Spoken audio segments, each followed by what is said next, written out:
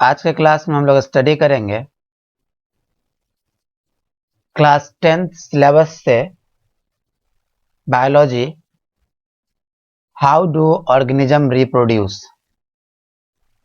How do organism reproduce. ये course class 10th syllabus के लिए है, पर हम लोग इसे क्लास 10th एनसीईआरटी के बियॉन्ड जा करके पढ़ेंगे, एनसीईआरटी से बाहर निकल करके पढ़ेंगे।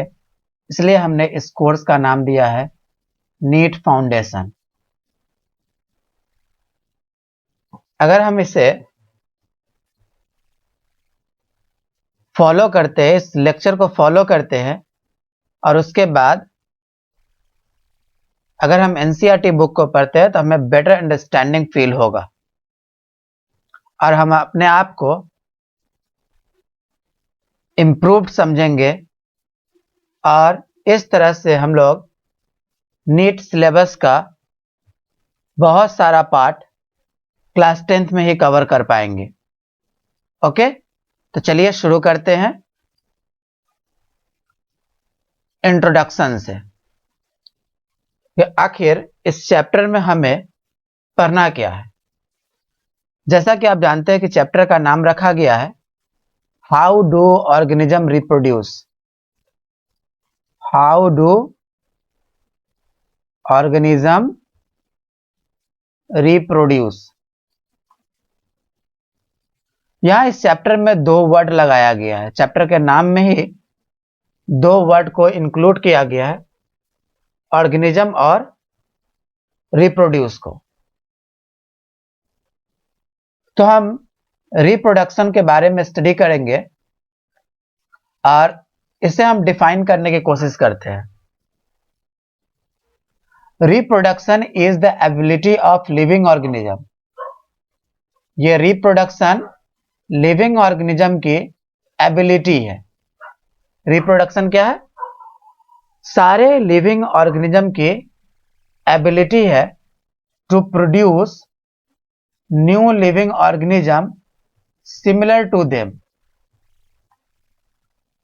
रिप्रोडक्शन लिविंग ऑर्गेनिज्म की प्रॉपर्टी है जिसमें वो न्यू लिविंग ऑर्गेनिज्म को ही प्रोड्यूस करता है जो उसके जैसा ही हो। हर लिविंग ऑर्गेनिज्म अपने जैसा सिमिलर ऑर्गेनिज्म को रिप्रोड्यूस ही करता है। इसलिए हम कह सकते हैं कि रिप्रोडक्शन एक एबिलिटी है जिससे लिविंग ऑर्गेनिज्म प्रोड्यूस करता है एक दूसरे नई लिविंग ऑर्गेनिज्म को जो पुराने जैसा ही होगा। अगर हम रिप्रोडक्शन को कहें तो ये लाइफ का एक इंपॉर्टेंट कैरेक्टरिस्टिक्स है। हर लिविंग ऑर्गेनिज्म के लाइफ में एक इंपॉर्टेंट कैरेक्टरिस्टिक्स होता है और उस इंपॉर्टेंट कैरेक्टरिस्टिक्स के लिस्ट में रिप्रोडक्शन को भी हम लोग इंक्लूड करते हैं। तो अब तक हम लोगों ने दो पॉइंट्स को देखा, रिप्रोडक्शन क्या है और ये रिप्रोडक्शन लाइफ के लिए इंपॉर्टेंट कैरेक्टरिस्टिक्स है कि हर लिविंग ऑर्गेनिज्म रिप्रोडक्शन करेगा। इसके कुछ एक्सेप्शंस भी है जो हम लोग हायर क्लास में पढ़ते हैं कि एक फर्टाइल कपल ही रिप्रोडक्शन करा पाएगा लेकिन एक इनफर्टाइल कपल रिप्रोडक्शन नहीं करा पाते। तो कुछ एक्सेप्शंस भी है, अभी हमें उस एक्सेप्शन को यहां पर ध्यान नहीं रखना है। तो हम कह सकते हैं कि reproduction is the ability of living organism to produce new living organism similar to them. It is one of the important characteristics of life. Next हम इस सेक्शन में पढ़ेंगे पर्पस ऑफ रिप्रोडक्शन। आखिर रिप्रोडक्शन की जरूरत ही क्यों पड़ी? Purpose of reproduction. Reproduction is aimed at multiplication. Reproduction क्यों हो रहा है?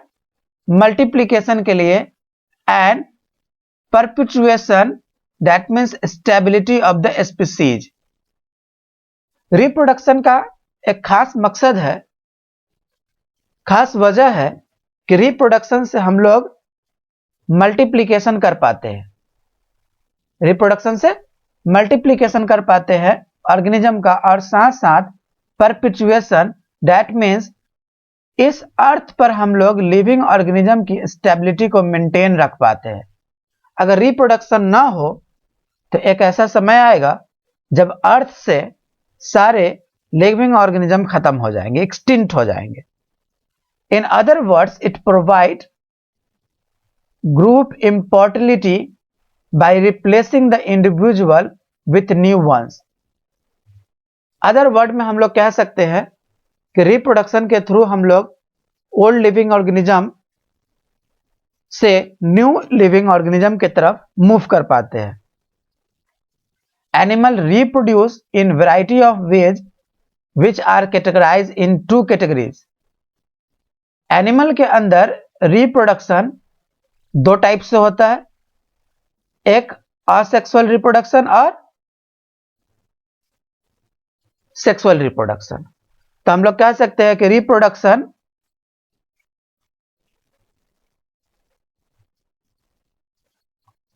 दो टाइप के हुए, असेक्सुअल और सेक्सुअल। रिप्रोडक्शन एक एबिलिटी है जिसमें लिविंग ऑर्गेनिज्म प्रोड्यूस कर पाता है न्यू लिविंग ऑर्गेनिज्म को जो उसके जैसा ही हो। लिविंग ऑर्गेनिज्म जितने भी है उसके लाइफ का एक इंपॉर्टेंट कैरेक्टरिस्टिक्स है रिप्रोडक्शन। हर लिविंग ऑर्गेनिज्म रिप्रोडक्शन करता है। आखिर इसकी जरूरत क्यों पड़ी? पर्पस ऑफ रिप्रोडक्शन के अंदर हम लोगों ने देखा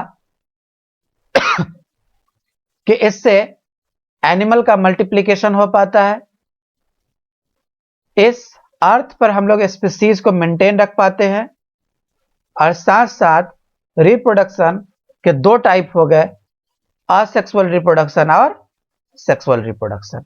ओके, नेक्स्ट हम लोग स्टडी करते हैं असेक्सुअल रिप्रोडक्शन को।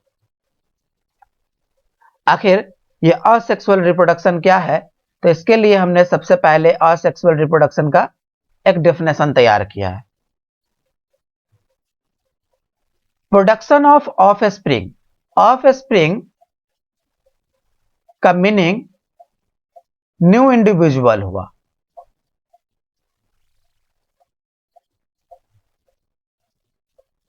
New individual.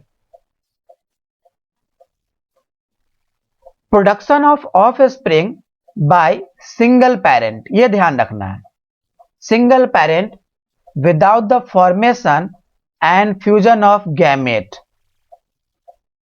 Without the formation and fusion of gamete is called asexual reproduction. तो असेक्सुअल रिप्रोडक्शन में ऑफस्प्रिंग का प्रोडक्शन होता है, न्यू इंडिविजुअल का भी प्रोडक्शन होता है। मतलब हम कह सकते हैं रिप्रोडक्शन का एक ऐसा टाइप जिसमें न्यू इंडिविजुअल बनता तो है लेकिन सिंगल पेरेंट से।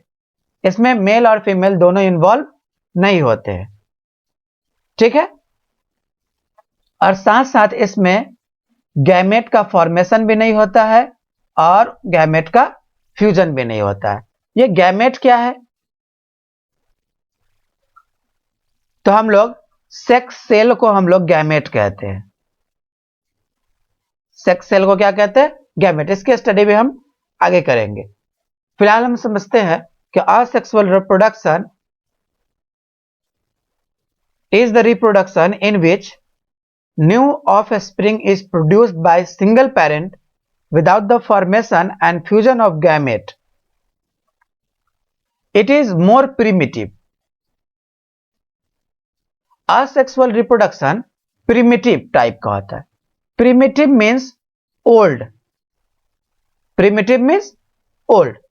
Asexual reproduction का एक ऐसा मेथड है जो काफी पुराना है. It ensured rapid increase in number. Asexual reproduction में रिप्रोडक्शन जो है वो काफी तेजी से होता है। यह अपना संख्या न्यू इंडिविजुअल को प्रोड्यूस करने की कैपेबिलिटी इसमें बहुत फास्ट होती है। अगर हम अकरेंस की बात करें तो asexual reproduction occurs in protozoa and some animals such as sponges, coelentrates and certain worms। ये कुछ एग्जाम्पल हो गए जहां पर असेक्सुअल रिप्रोडक्शन को देखा जाता है, जिसमें मेन एग्जाम्पल प्रोटोजोअन्स है और कुछ स्पॉन्जेज, coelentrates और कुछ worms। It is absent among higher invertebrates। Asexual reproduction higher invertebrates या फिर कह सकते हैं all vertebrates के अंदर एब्सेंट होता है। तो अब तक हम लोग 3 पॉइंट्स की स्टडी किए। सबसे पहले हम लोगों ने असेक्सुअल रिप्रोडक्शन को डिफाइन किया कि असेक्सुअल रिप्रोडक्शन एक मेथड है जिसमें न्यू इंडिविजुअल प्रोड्यूस होता है बाय सिंगल पेरेंट। इसमें गैमेट का फॉर्मेशन भी नहीं होता है और साथ साथ गैमेट का फ्यूजन भी नहीं होता है। यह एक प्रिमिटिव टाइप का रिप्रोडक्शन है। इसमें न्यू इंडिविजुअल्स के नंबर में काफी तेजी से इंक्रीमेंट आता है। और असेक्सुअल रिप्रोडक्शन के लिए हम लोगों ने एग्जाम्पल को देखा protozoans, sponges, coelentrate and certain worms। ये सारे के सारे वर्टिब्रेट्स और हायर इनवर्टिब्रेट्स में एब्सेंट होता है। नेक्स्ट हमारे पास है टाइप्स ऑफ असेक्सुअल रिप्रोडक्शन। अगर हम असेक्सुअल रिप्रोडक्शन के टाइप्स को देखें तो ये डिफरेंट टाइप के होते हैं। Asexual reproduction takes place in the following principal ways. सबसे पहला हम लोग असेक्सुअल रिप्रोडक्शन का टाइप देखें, फ्यूजन। ये फ्यूजन क्या है? तो फ्यूजन के अंदर it is the simplest form of reproduction. Fusion asexual reproduction का एक सबसे सिंपलेस्ट फॉर्म है in which unicellular organisms either divide into 2 और मोर इंडिविजुअल्स।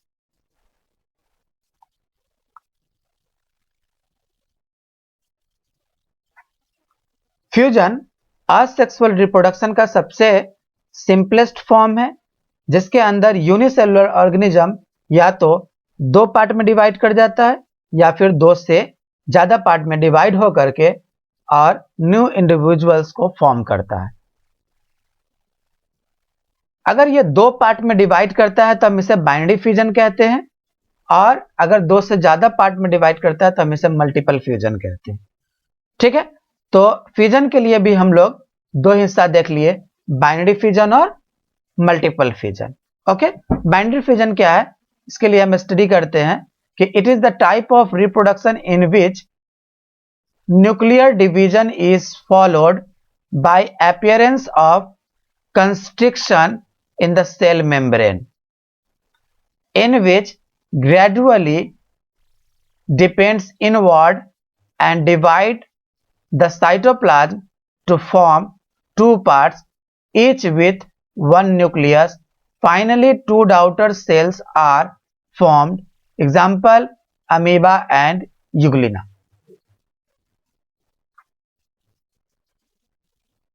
तो इस पूरे पॉइंट्स में हमें बात समझ में आती है कि बाइनरी फ्यूजन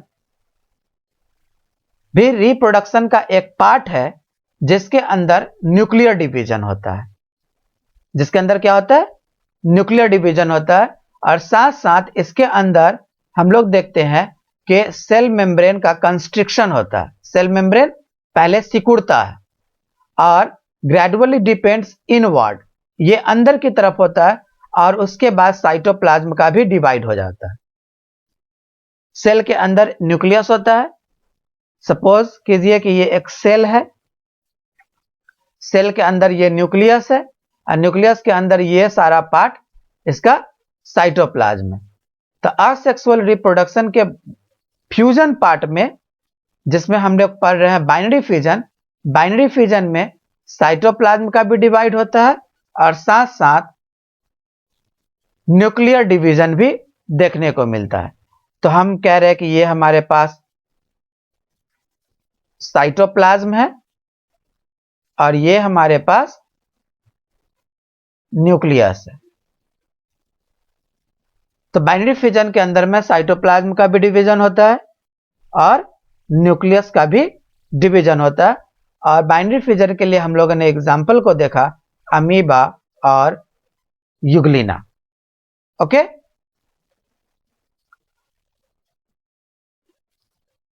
सबसे पहले इस कोर्स को देखने के लिए साथ में पेन पेपर दैट मीन्स अपने नोटबुक को लेकर के बैठे और अच्छे से एक ईयरफोन का यूज करें वीडियो देखते वक्त, और साथ साथ नोट्स को मेंटेन करें। अगर एक बार आप नोट्स को मेंटेन कर पाते अपनी हैंड राइटिंग में तो फिर चीजें और ज्यादा क्लियर होगी। इस लेक्चर को आप कई बार देखें, बार बार देखें। अगर आपको कहीं भी कोई दिक्कत होती है आप लेक्चर को रिवाइंड करके फिर से देखें। ठीक है, जितने भी छोटी से छोटी कॉन्सेप्ट्स है हम उसको इस लेक्चर में सिखाने की कोशिश करेंगे। ओके, एक बार अगर आपका कॉन्सेप्ट बन जाता है तो फिर आप किसी भी बुक को बहुत ही आसानी से रीड कर सकते हैं। नेक्स्ट हम लोग देखते हैं अमीबा के अंदर बाइनरी फिजन किस तरह से होता है। अमीबा के अंदर बाइनरी फिजन किस तरह से होता है। तो अमीबा का जो शेप है वो इररेगुलर होता है। अमीबा का शेप कैसा होता है? इररेगुलर। तो हमने यहां पर एक अमीबा का एक छोटा सा डायग्राम बनाया इररेगुलर शेप का। ठीक है, और इसे हम लोगों ने नाम दिया कि यह पेरेंट सेल है। पेरेंट सेल किसको कहेंगे?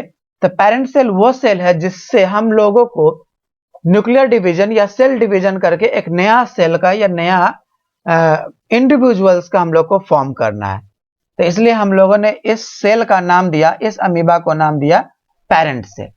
पेरेंट सेल के अंदर में अभी तक हम लोगों ने देखा कि सेल के अंदर क्या होगा? साइटोप्लाज्म होगा।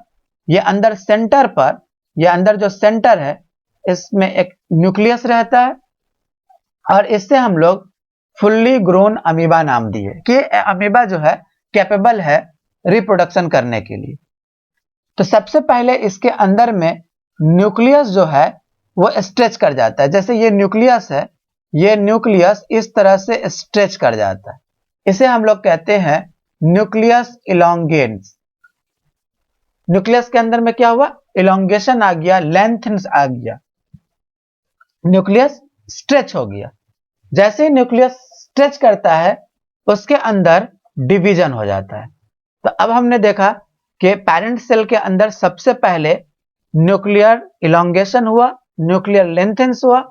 न्यूक्लियर इलोंगेशन के बाद न्यूक्लियस डिवाइड कर गया 2 इक्वल हाफ्स में और फिर जाकर के यहां पर एक डिप्रेशन क्रिएट हो जाता है ताकि साइटोप्लाज्म का डिवाइड हो सके और ये हाफ एक न्यूक्लियस एक तरफ और दूसरा न्यूक्लियस दूसरे तरफ शिफ्ट हो जाता है और फिर साइटोप्लाज्म का डिवीजन चलता है। और एक बार जैसे साइटोप्लाज्म का डिवीजन हो गया तो 2 डॉटर सेल का फॉर्मेशन हो जाएगा।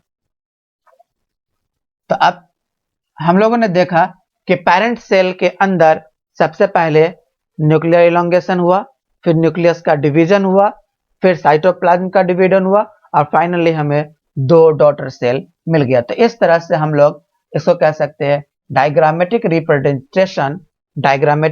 Representation of asexual reproduction in amoeba bye binary fission. Next हमारे पास है मल्टीपल फिजन। ये मल्टीपल फिजन क्या होता है? Sometimes nucleus divides several times. Multiple fission में हम लोगों को देखने को मिला कि न्यूक्लियस जो है वो कई बार डिवाइड कर जाता है इनटू मैनी डॉटर न्यूक्लियाई, बहुत सारे डॉटर न्यूक्लियाई का फॉर्मेशन होता है। The daughter nuclei arranged at periphery, periphery का मतलब होता है आउटर पार्ट।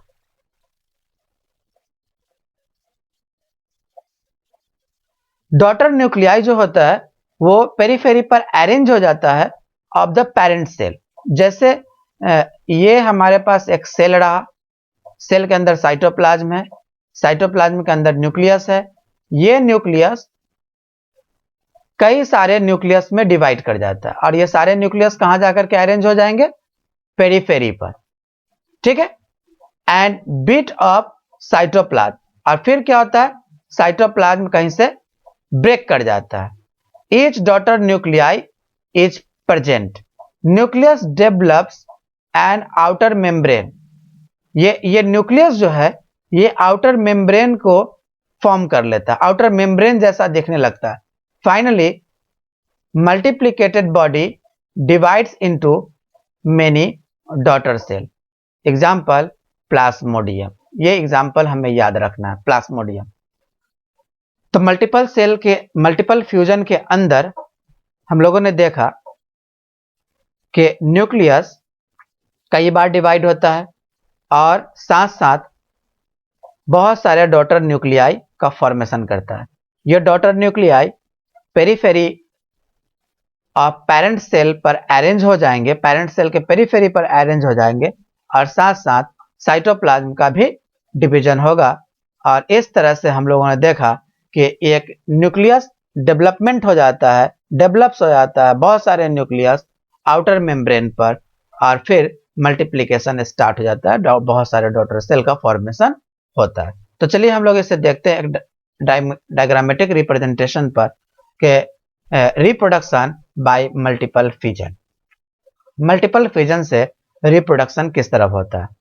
तो ये प्लाज्मोडियम का एग्जांपल लिया गया है। ये एक हमारे पास सेल हो गया, सेल के आउटर लेयर को हम लोग सिस्ट नाम दिए, ये सिस्ट प्रोटेक्टिव वॉल होता है।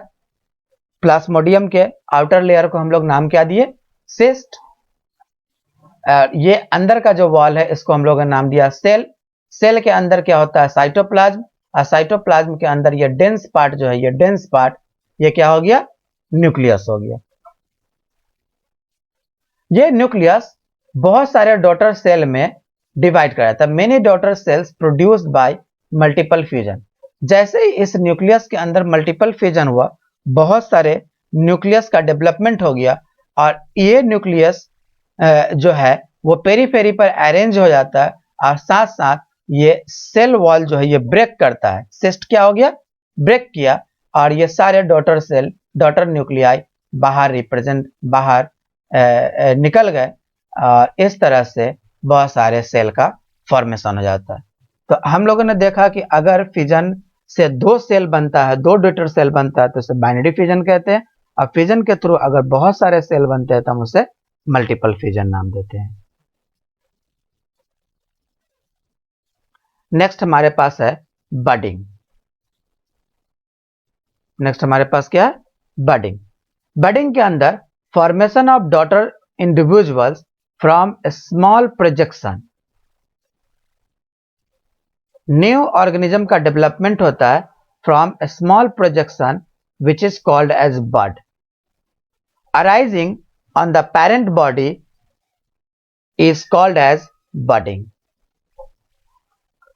तो बडिंग क्या है, तो बडिंग के अंदर भी, बडिंग में भी हम लोग देखते हैं कि न्यू इंडिविजुअल का फॉर्मेशन होता है, और ये न्यू इंडिविजुअल का फॉर्मेशन पेरेंट के बॉडी में, जैसे ये हम देखते हैं कि ये पेरेंट हो गया और पेरेंट सेल हो गया, ये हमारे पास पेरेंट सेल हो गया। पेरेंट सेल बॉडी के अंदर ही एक छोटा सा बड डेवलप हो जाता है और ये बड बाद में जाकर के ग्रोथ करता है। ये बड ग्रोथ किया और फिर फाइनली ये यहां से ब्रेक करके न्यू ऑर्गेनिज्म का रोल ले लेता है, ठीक है। तो डॉटर सेल का भी फॉर्मेशन हुआ by a small projection which is called bud, arising parent body is called budding. तो बडिंग के अंदर भी new individual, new daughter cell का फॉर्मेशन होता है न्यू ऑर्गेनिज्म का फॉर्मेशन इस तरह से हुआ कि पेरेंट बॉडी के अंदर में पहले बड आता है, स्मॉल प्रोजेक्शन है, छोटा सा उभार आता है, और वो उभार बाद में ब्रेक करके न्यू ऑर्गेनिज्म का पार्ट ले लेता है। Budding is also two types. Budding भी दो तरह का होता है, एक एक्सोजीनस बडिंग और second endogenous budding. Exogenous budding को हम लोग नाम देते हैं एक्सटर्नल बडिंग, और इंडोजीनस बडिंग भी क्या हो गया, इंटरनल बडिंग। अगर ये ग्रोथ आउटवर्ड हुआ है तो हम इसे कहेंगे एक्सोजीनस बडिंग, और यही ग्रोथ अगर अंदर की तरफ होता तो हम इसे नाम देते endogenous budding, that means internal budding. तो डिफाइन भी किया गया, in this bud arise from the surface of the parent body. Bud arise from surface of the parent body. Example याद रखेंगे, हाइड्रा, ईस्ट। और इंटरनल बॉडी में bud जो है अराइज इनसाइड और within the parent body. कि अगर बड का फॉर्मेशन आउटसाइड हो रहा है तो हम उसे कहेंगे एक्सोजीनस बडिंग, एक्सटर्नल बडिंग, जिसका एग्जाम्पल हो गया हाइड्रा और ईस्ट। और अगर यही बड का फॉर्मेशन इंटरनल हुआ है, इनसाइड हुआ है, with in the parent body, तो हम इसे नाम देंगे endogenous budding, that means internal budding. इसके लिए हमने एग्जाम्पल देखा है स्पॉन्जेस को।